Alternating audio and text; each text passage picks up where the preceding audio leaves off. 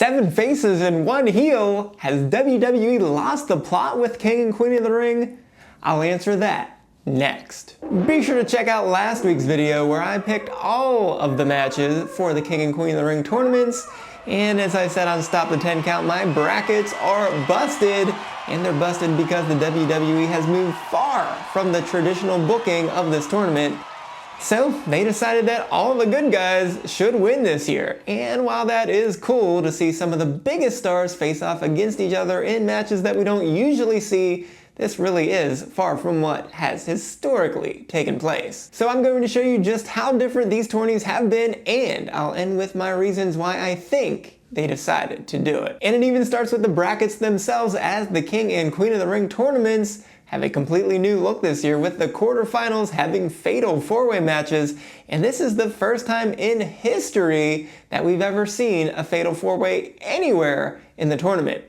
And talking about history, it has been a strange history for King and Queen of the Ring, so let's go all the way back to 1985 for the very first King of the Ring, but that was merely a one-night house show special event, as Don Morocco was the first winner, beating the Iron Sheik on July 8th, 1985. But after that first King of the Ring, it then continued as a house show in either Foxborough, Massachusetts, or in Providence, Rhode Island through 1991, except for 1 year off in 1990. Then, after another year off, WWF brought King of the Ring as its own pay-per-view, taking place on June 13th, 1993, with Bret Hart winning his second straight King of the Ring title, this time against Bam Bam Bigelow.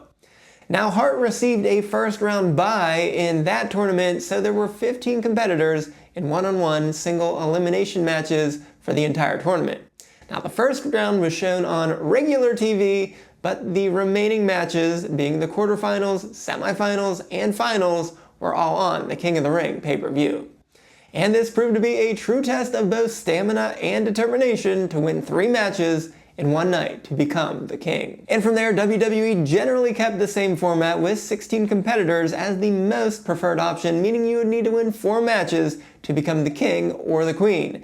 But 2000 had an extra round with 32 competitors, and then there were also 5 editions where there were only 8-person brackets. Now, this year's edition did have the usual 16 competitors, but this was the first time ever to include fatal 4-ways, and in fact, there has only been one other total match in the entire history of King and Queen of the Ring that had been something other than a one-on-one match until this year. And that was a triple threat match in 2019 when Samoa Joe and Ricochet's quarterfinal match ended in a draw, and unlike in previous iterations where neither competitor would have advanced, this time they decided that both wrestlers would advance to take on Baron Corbin, and then Corbin just decided to beat both of them on his way to becoming King of the Ring. King of the Ring was held every year as its pay-per-view from 1993 to 2002, but it's been inconsistently held ever since, returning in 2006 as a SmackDown branded tournament, with the finals only appearing on the Judgment Day pay-per-view. Then 3 of the next 4 King of the Rings only appeared on regular TV programming, with the finals on Monday Night Raw.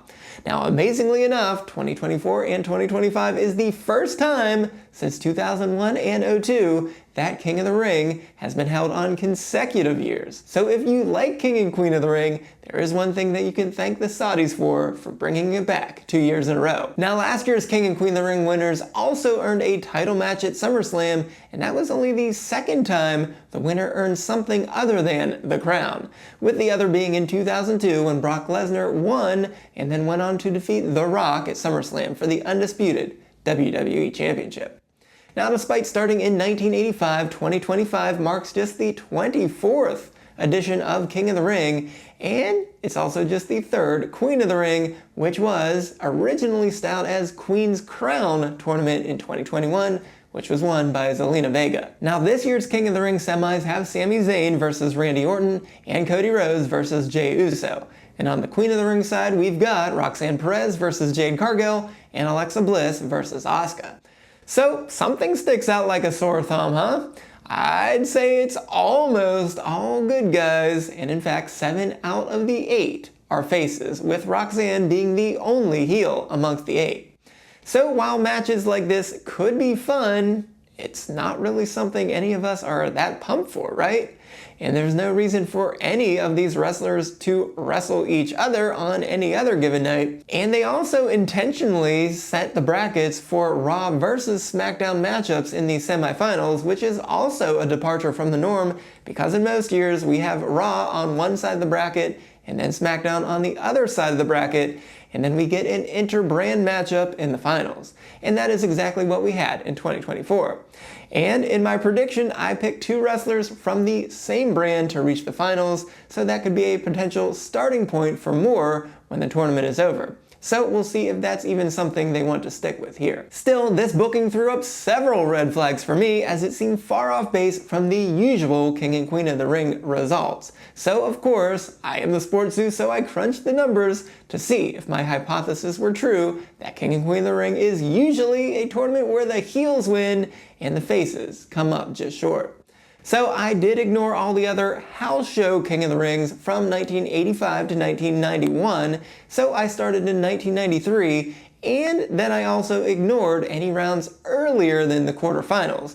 Therefore, I was strictly looking at the quarterfinals, semifinals, and finals. So of course, I did not count this year's tournament since it's in progress, and therefore there were 17 King of the Ring tournaments and 2 Queen of the Ring tournaments leading into 2025, and with 7 matches in each year, again starting with the quarterfinals, with 19 total tournaments, that would give us 133 matches, except we had to take away 8 because there were 4 buys, 3 draws, and 1 double countout along the way, so that gives us 125 total matches that I had to look at. So I relied solely on the SmackDownHotel.com for face and heel alignments of every wrestler in every match. So thanks to them for doing a great job, but if they were off at all, then you can blame them for these figures being off a little bit. And I have to admit, there were a few pretty questionable calls, and I'll point those out when we get to them.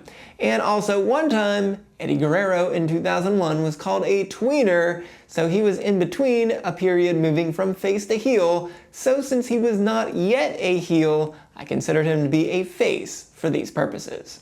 So of course, a standard WWE match has 1 face and 1 heel in it, and we also have many matches that have either 2 faces or 2 heels. So let's talk about the 125 all-time matches that had a result to them. So 95 of those were face-heel matches, 29 were face-face or heel-heel, and then of course we had that 1 triple threat match which had 2 heels and 1 face. So you would think that the records would be about even so that we could keep getting face versus heel matchups, but overall, faces records, regardless of the matchup, is 55 and 68.5 for a 44.5% winning percentage, while heels have a record of 70 and 56.5 for a 55.3% winning percentage. And that means in that triple threat match, I gave the 2 losers, one being a heel and one being a face, a half loss each. So that still gave us 1 win and 1 total loss.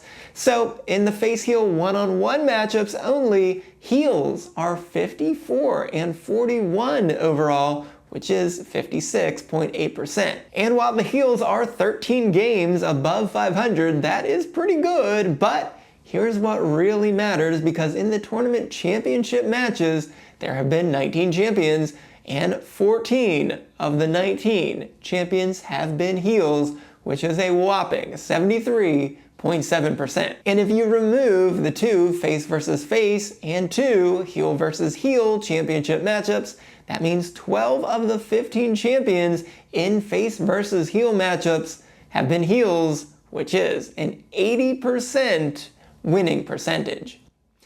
And also remember when I said there were a couple face-heel distinctions that were questionable? Well, let's talk about 2 of those. So first, in 1999, that tournament was dominated by current and former D-Generation X members, which included the Intercontinental Champion and former DX member at the time, the one Billy Gunn, who ended up winning the tournament by beating first in the semifinals Kane, and then in the finals, X-Pac, who were the tag team champions and aligned with the D-Generation X. Even though Kane was not officially in the group, he was obviously allied by being X-Pac's tag team partner. And that was even after X-Pac had to beat his DX friend, the Road Dogg, in the semifinals. But Triple H and Chyna had already left DX for the corporation, so then Triple H loaned out Chyna to team with Billy Gunn to take on X-Pac and Road Dogg for the rights to D-Generation X royalties thereafter, which X-Pac and Road Dogg ended up winning. But that means Billy Gunn surely seems like he should have been listed as a heel in the King of the Ring tournament. And of course, that drastically would have changed the overall results because of the 8 competitors in the quarterfinals, only Chyna was listed as a heel. So 6 of the 7 matchups were actually listed as face versus face matchups in that particular King of the Ring tournament. Now, Gunn's victory would have added 3 heel-face wins, including another championship win. And then in 2001, Team Wreck dominated the King of the Ring tournament, which of course I'm sure you remember was Rhino, Edge, Christian, and Kurt Angle. And they were a heel faction, and all 4 of them advanced to the semifinals of the King of the Ring tournament, so they had to challenge each other.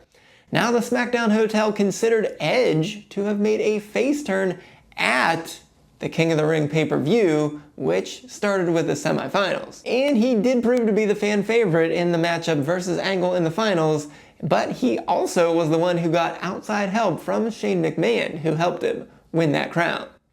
And strangely enough, it was Shane McMahon who battled Kurt Angle in a street fight later that night, and I have to say that normally it would not be a very heel thing to do for Kurt Angle to wrestle 2 King of the Ring matches and then also a street fight in one night.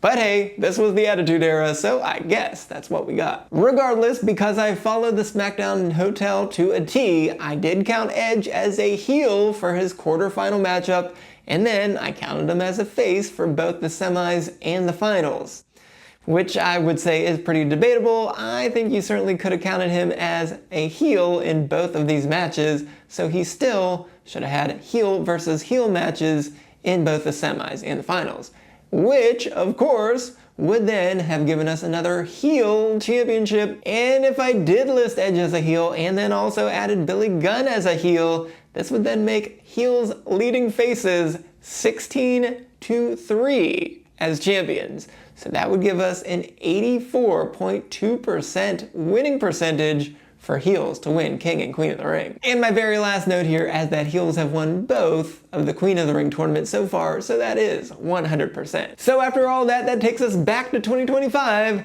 and why would WWE go so far against the grain? So I think that's the question that we really need to answer here. So we're going to divide this into the men and the women. Let's start with the women. I think this is simply all about interference and who they choose to interfere in these matches to help them either win or lose. So first, for Roxanne and Asuka, I think we simply need to lean into the Judgment Day, either helping or hurting each other here.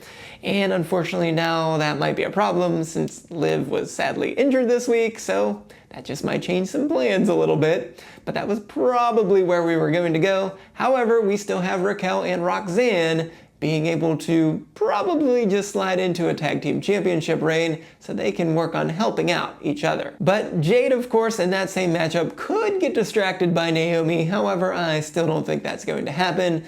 But on the other side of the bracket, I think it's almost a certainty that we will see Charlotte Flair distract Alexa Bliss. So that certainly leaves open the possibility that Asuka will slide on through to the championship.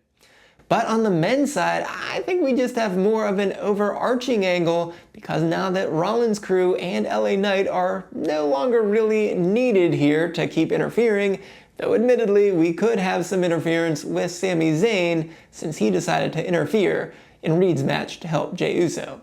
But with all 4 faces, I think this is about seeing who is the most over with the crowd right now so that Triple H and the writers can figure out who should be the next WWE or World Heavyweight Champions. So in the first matchup, should Randy Orton get his 15th title Or should Sami Zayn get his first? Or, on the other side, is Jey Uso somehow hotter than Cody Rhodes right now? And I guess we'll find out, because someone's going to be cheered more than the other in these two matches. And I really think that's it. This is going to be the testing ground to see who gets to hold the belts next, because we've got heels with both the WWE and World Heavyweight Championships, as well as the Money in the Bank briefcase. So which good guy will take those titles off of those villains? We just might find out on who gets those biggest cheers in these next couple matches. And we also probably have to sprinkle in a little bit of magic for the Saudis getting a little bit of a say in who they want to see at Night of Champions. So those are all the numbers that matter that I've crunched for you for the history of King and Queen of the Ring, so now you know how 7 faces is such a swerve from the norm. So I guess we will just see if WWE made the right move here, but if you missed me talking about all of the King and Queen of the Ring matches, and also Liv Morgan's unfortunate injury, be sure to go right on over here and check that out on Stop the 10 Count. But until next time, I am the SportsZu, and this is still a podcast that needs a new name.